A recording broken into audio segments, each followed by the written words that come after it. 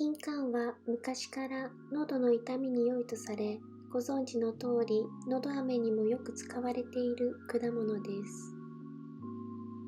喉の痛み以外にも、美容効果や血流の改善、腸内環境の改善など、金柑にはたくさんの効果があると言われています。そこで今回はそんな金柑でコンポートを作りました。スパイスが効いた大人の味で、冬のオードブルやデザートにもおすすめです。材料は金柑15個くらい、砂糖 70g、白ワイン 150ml、水 100ml、シナモンスティック1本です。金柑をきれいに洗います。塩で洗うときれいになるそうです。ヘタを取ります。半分に切って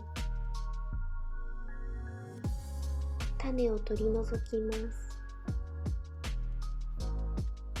鍋に白ワイン 150ml、水 100ml、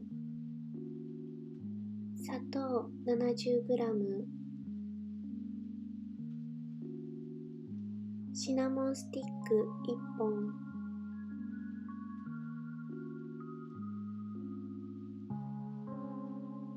金柑を入れます。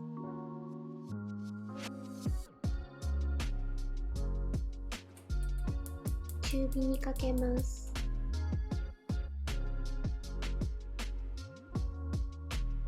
沸騰したら30分ほどコトコト煮ます。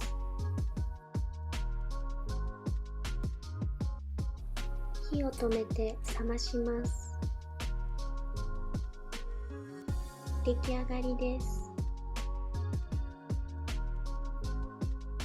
スパイスが効いていて、とてもジューシーなコンポートが出来上がりました。そのまま食べるのはもちろん、ヨーグルトに入れてみたり、焼き菓子の材料としても使うことができます。